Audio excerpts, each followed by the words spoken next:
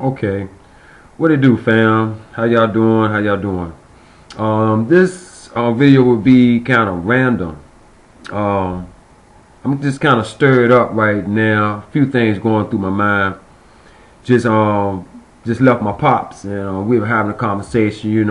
First my pops is retired military. I'm from a military family, brothers, uncles and aunties, and everybody's been in the military. I'm just military minded. I never joined officially, but I'm military minded always, always has been.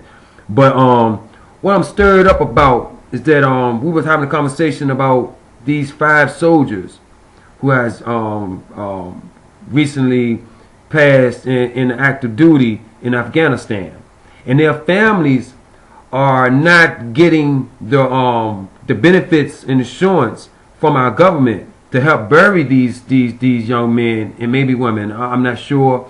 I was gonna go and check out the information on that, Google some things up, but I felt like, you know what I mean. For what I do know, I was just ready to speak on it and everything, and share with you all. But the thing is that this is the thing. All right, we're on a shutdown. The government is on a shutdown, and even though they're paying the soldiers their retro pay and everything, the all other extensions and benefits are on hold, if you will, and everything. Even in case of death in the active duty of doing what you have been called to do or been sent to do. Now, this is my problem with that. These lawmakers on Capitol Hill, they continue to receive their pay. They continue to receive their benefits. Now, what I suggest is that why can't they, from the president on down to the last one, why can't they take some type of pay cut? Why can't they contribute into some type of kitty or fund, $1,000, $2,000? They all millionaires, mind you. Now, all of them ain't living lavish and throwing money, and I know this. I understand that. But they're all doing well. And why can't they put a fund or some money together to take care of these fallen soldiers? And so their families can bury these young men and women. I don't understand. I don't get that. That bothers me to the core. That how can you just walk away and say, well, that's just something we just don't have in the budget? How can you say that to someone who lost a loved one, father, son, daughter, mother? How can you do that? What kind of heart, what kind of compassion do our leaders have? It's something that's unacceptable. It's very unacceptable for any of them, Republican or Democrat, any of them. It would not be their child. So I dare to say that what we have here is a problem. A problem. They don't even deal with the basic necessity and needs for humanity and compassion for their own. But they want to run across the world to defend and to put down dictators and all the other things. But they can't even take care of home. I thought charity begun at home. Yeah, I'm sure charity begins at home. So when they gonna start taking care of home? When they gonna start taking care of us? When they gonna start taking care of these kids in the street, babies and these kids in the street? When they gonna start taking care? Y'all know like I know. You can go to D.C. anytime and see bums all on the street, sleeping on the streets. Any given city. Richest country in the world, supposedly be. Or we second now to Japan or China, one of them. But we can't even take care of the poverty level. And they continue to reduce and pull back. Now, I do believe, how it goes. You give a man a fish, he eats for that day. You teach a man to fish, and he can feed himself. I do believe that. I do honestly believe that. But what have our government taught us? To survive, to bear with, to continue to be oppressed, if not physically, mentally, to be subdued people, to have a limited voice. And then they take back programs that really was not sufficient, really did not build up or give you the skills or in the introduction into the real navigation of world living, in building something that is stable in your own personal life. I'm talking about all those who's in the poverty bracket, if you will. You know, my people, black people, because I'm black. Yep, I grew up, came through the projects. Yep, my mom didn't raise me with a project mentality, but I do know how to handle my business, and I do know how to go and be in any project and be at home, to be honest with you.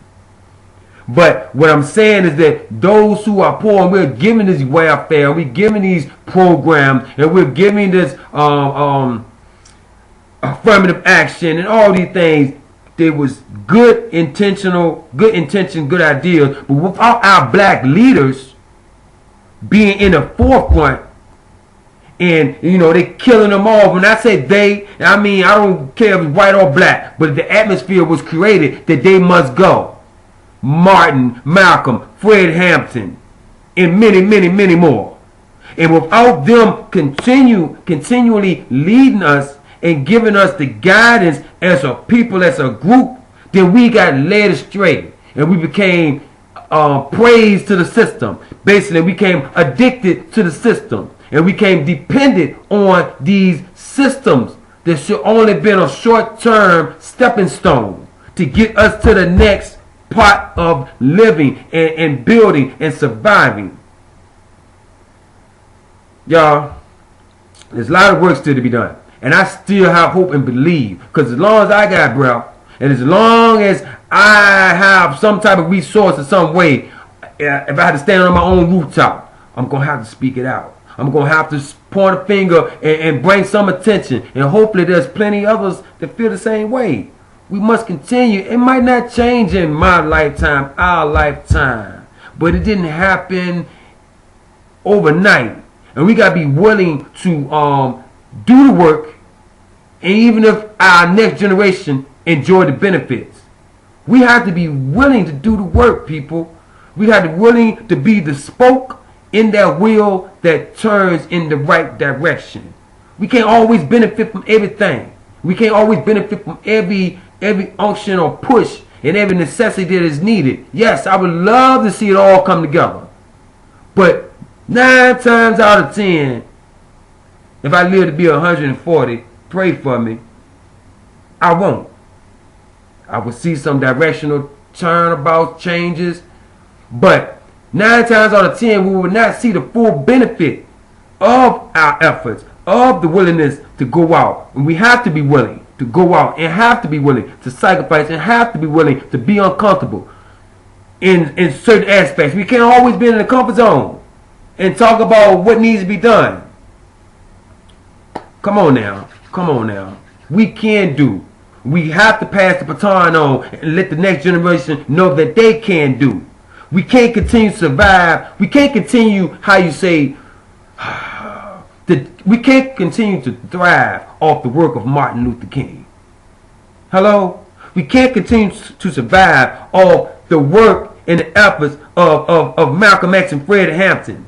And many more. I'm sorry, I could run them all. And Marcus Garvey and all the rest. Huey P. Newton. Because this generation, our generation, need new holds and new tactics and new strategies for this day and time. It's not the same day and not the same world that they came through. They got hit. They had good principles, good focus on the necessities, and the foundation is there. We must build on the foundation. We can't just survive with the basic foundation. We must build on the foundation so the next generation can have the fullness of what it is that we strive for. The goal has not been met yet. And we must continue to hand the baton on. We can't be comfortable. We can't be selfish and say, well, if I can't enjoy it, then two peas in a bucket. Nah. It can't go down like that. Can't go down like that. Well, you know, I feel better. A little better. That y'all let me express myself. I hope you listen to it, check it out. I hope I sparked some thoughts and provoke some consciousness, some action in somebody. But most of all, I want to let y'all know I love y'all. Peace and blessings.